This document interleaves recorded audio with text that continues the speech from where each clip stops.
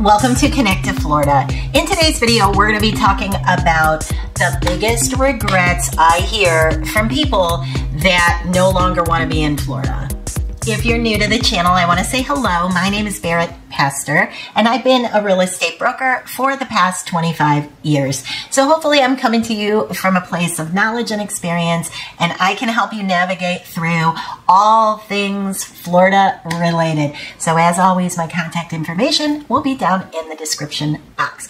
All right, so these are the things that I hear really on a daily basis in terms of regrets when people are ready to sell here in Florida. Now, personally, I work predominantly the southwest coast of Florida, from as far north as Sarasota to as far south as Marco Island and everything in between. So you've got Naples, Bonita, Estero, Venice, on up to Welland Park and Sarasota. So that entire run is only about an hour and 15 minutes from the middle section of it. So pretty easy to cover that southwest corridor, and the comments tend to be the same. So let's start with the first one. And this may seem like an obvious, but to many people, it is the reason they leave, and that is the heat. They underestimate how unbelievably oppressive the heat is, especially when you get south of Fort Myers, because then we move into what's considered subtropical, and it's hot. It is just like hot and hotter. Every now and again, when you up north have like absolutely frigid below zero, snow, ice, the whole bit, then we might get to, you know, the 40s or something like that. But for the most part, it is hot and then hotter.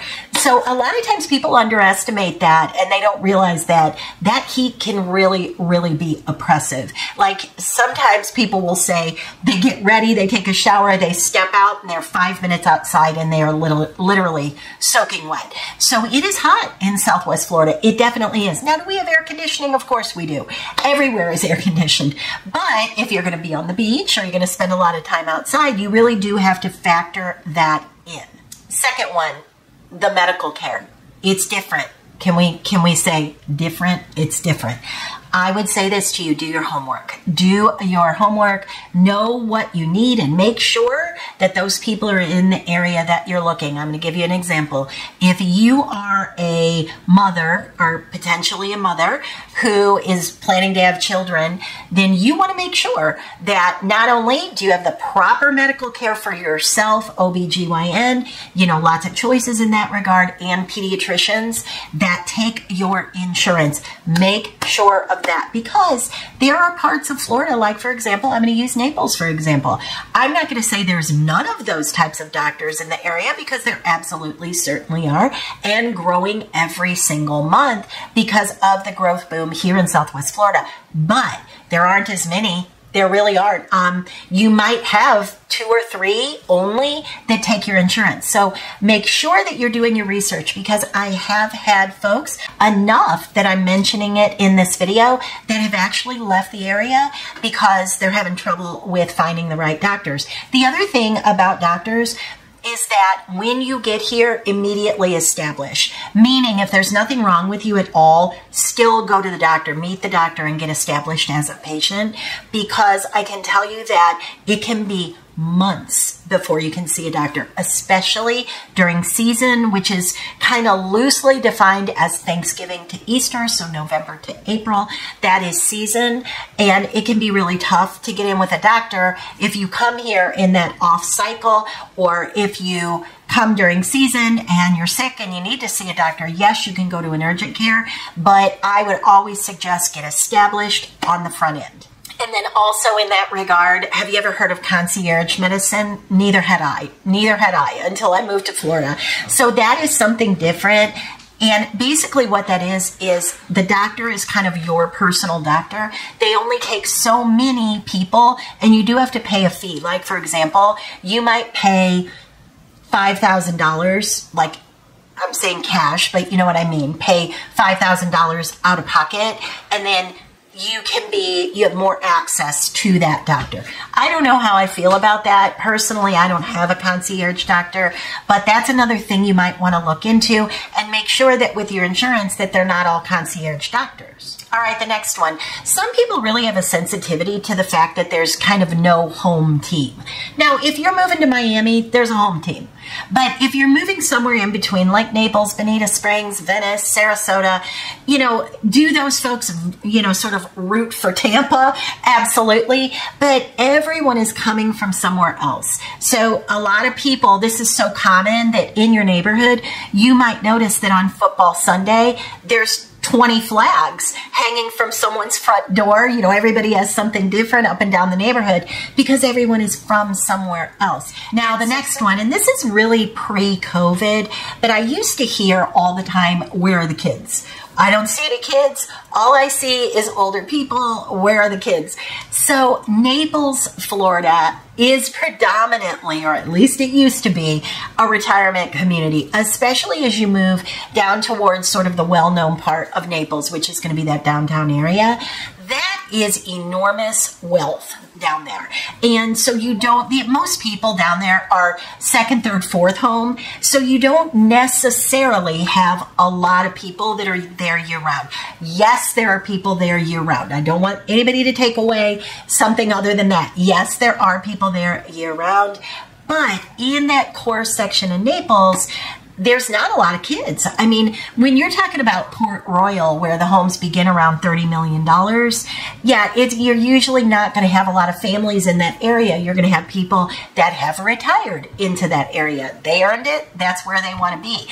So now, that said, I'm going to give you the flip of that. In North Naples, that is much younger. And I do have a video out where I talk about areas that are good for families because there are neighborhoods that are in North Naples and surrounding that have tons of kids, tons of amenities for kids. And they are sort of the areas that families like to settle into because they want to be where, there's little ice cream parlors, and there's shopping centers where the kids hang out, and there's football games, and there's baseball games, and there's soccer, and there's dance, and there's cheer. And those areas are out there, but get with a good real estate agent so that you don't go the wrong direction on your first pass. So I always say, I am here in Southwest Florida to help you, and if you need a referral to a good agent anywhere else in the country, but also specific to Florida, I'm happy to vet that person for you as well. All right. Cost. A lot of people underestimate the cost, and I'm not talking about just housing, because you can go on any website, you can talk to an agent and get an idea of cost. But think about other things like food. The food tends to run a little bit higher in Florida. Not all food, but a lot of food. Now, I personally utilize farmers markets all the time because they're all over the place.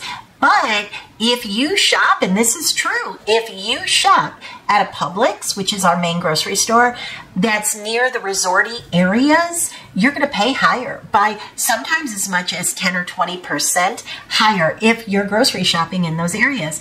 I used to live in a part of Naples that was pretty resorty. So when I lived in that area, I would actually drive an extra 10 minutes to go to the grocery store that was just outside of that area because you save so much money by doing that. So, that's one thing. A lot of times people just don't anticipate insurance and health insurance. And did you buy on a floodplain, which can also be expensive. There's a lot of things. The cost to register your car is higher. There are many things that are higher here in Florida, and you want to make sure that you have a handle on that before you make any assumptions that could be wrong. All right, and then lastly, the HOAs. People don't realize that an HOA can be a little bit cliquey. I mean, it really can, especially if you've bought in a golf course community. They can get a little bit cliquey, like, what's your handicap? This is all we're talking about.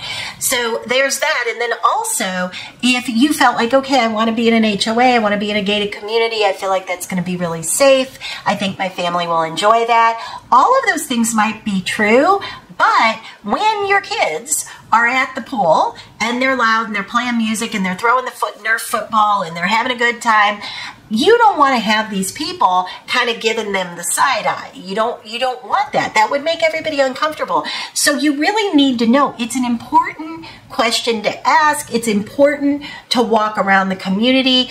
Don't just look at the house. Don't just fall in love with the house. You want to go up to the amenities. I always have my folks, when I'm showing property, we spend a good deal of time at the amenities because you might fall in love with the house, but if the amenities feel off, I'll give you an example. I actually had someone who we went up to the amenities, and there was, I'm just going to tell you the truth here. There were some younger women, this buyer, she was around my age, and we're walking around the pool, and we've got some younger girls in the Brazilian cut bikinis, and it made her feel uncomfortable. I could tell that she felt uncomfortable, and those are the things that, if that matters to you and that would stop you from going up to your community pool that you might be paying $1,000 a month for with all the other amenities, you have to know these things. The other thing that can happen is, yes, you have this beautiful restaurant at your HOA, but they can't staff it. That has happened a lot. That's a common problem. So these are things that you really have to look into, and they are also big reasons that people leave Florida. So I hope that gave you something to think about as you navigate the waters here in Florida. And as I always say, it's a beautiful life. I mean, I love living in Florida, but there are certain things that, you have to know. Not everything is perfect. So if I can be of help, please don't hesitate to contact me. Call, text, email. We are here to help.